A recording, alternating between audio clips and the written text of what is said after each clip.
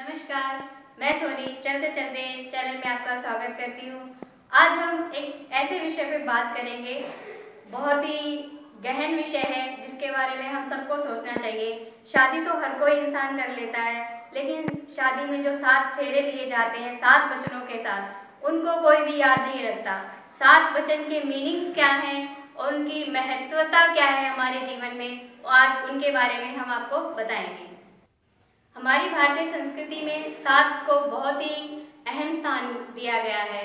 जैसे कि 7 रंग होते हैं, ईश्वर ने 7 रंग बनाए हैं, उसी तरह संगीत के सुर भी 7 ही होते हैं।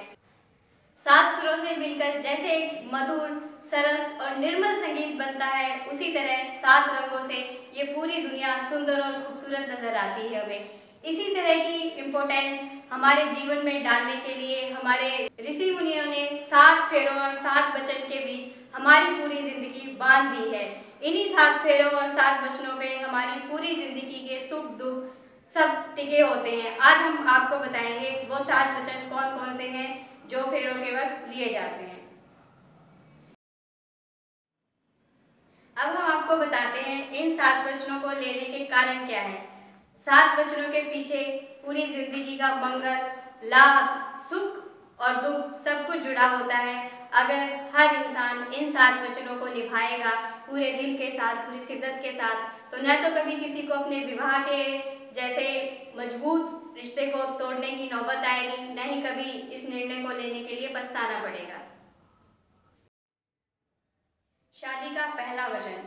कन्या अपने वर से वचन मांगती है, जब भी आप किसी तीर्थ स्थान पे जाएं, कोई उपवास, कोई व्रत, कोई भी पूजा पाठ, कोई हवन आप करें, तो उसमें आज ही की तरह मुझे अपने वाम अंग में स्थान दें। इसका मतलब ये होता है कन्या अपने वर से उसके जीवन में सुख दुख में हर चीज में अपना आधा हिस्सा मांगती है, उसकी अर्धांगिनी बनना स्वीकार करती है।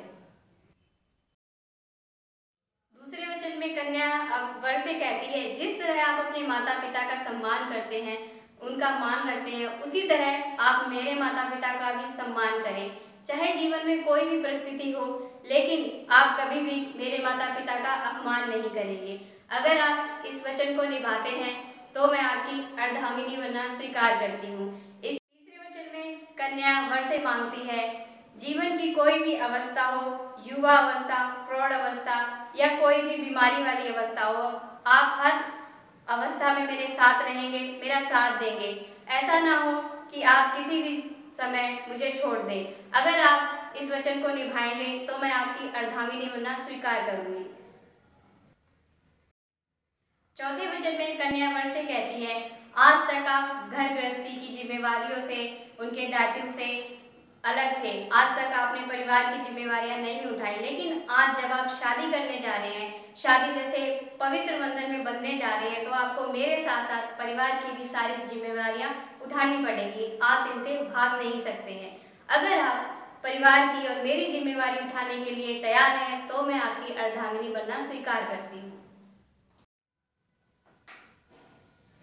पांचवें वचन में कन्या अपने वर से वचन मांगती है कि आप किसी भी तरह के घर के कार्यों, धन के लेन देन में, प्रॉपर्टी के लेन देन में या संस्कारों में, हर चीज में आप मेरी राय लेंगे, मुझसे सलाह मशवरा करेंगे, तभी आप कोई भी फैसला लेंगे। अगर आप इस वचन को स्वीकार करते हैं तो मैं आपकी अर्धांगिनी बनना स्वीकार करती हूँ। छठा वचन। छठे वचन में कन्या वर से मांगती है, अगर मैं अपनी सहेलियों के अथवा किसी और महिला के बीच में बैठी हूँ तो आप कभी भी उनके सामने मेरा अपमान नहीं करेंगे, मेरा मान रखेंगे। अगर आपको मुझे कुछ भी कहना है तो मुझे अकेले में कहेंगे और आप जुआ या किसी भी तरह की बुरी आदत से दूर रहेंगे। अगर आप इन वचनों का पालन करते हैं तो मैं आपकी अर्धांगिनी बनना स्वीकार करती हूँ। इस वचन का पालन आज के टाइम में हर व्यक्ति को करना चाहिए, क्योंकि आज के टाइम में ऐसी बहुत सी बुरी आदतें हैं जो मनुष्य पाल लेते हैं, वो ऐसा हमें नहीं करना चाहिए। सातवें वचन में कन्या वर से कहती है, आप पराई स्त्री को माता के समान समझेंगे, पति पत्नी के प्रेम में कभी भी किसी को भागीदार नहीं बनाएंगे। अगर आप मुझे ये वचन देते हैं तो मैं आपकी अर्धांगिनी बनना स्वीकार करती हूँ। इस वचन पे ही पूरी गृहस्थी की आधारशिला रखी गई है। अगर आप इस वचन का पालन नहीं करेंगे तो आपके गृहस्थ जीवन में कभी भी सुख और शांति बरकरार नहीं रहेगी। अगर आप अपने जीवन में इन 7 वचनों का पालन करते हैं तो आपका वर्तमान ही नहीं भविष्य भी सुखमय होगा, आनंदित रहेगा। आपके जीवन में कभी भी सुख दुख हो, हमेशा आप एक दूसरे के साथ रहेंगे, परस्पर प्रेम बना रहेगा आपके वैवाहिक जीवन में। हमारे द्वारा ये वीडियो अगर आपको पसंद आई है तो आप इसे लाइक ज़रूर करें, अपने फ्रेंड्स के साथ शेयर करें, इसे सब्सक्राइब करें। धन्यवाद।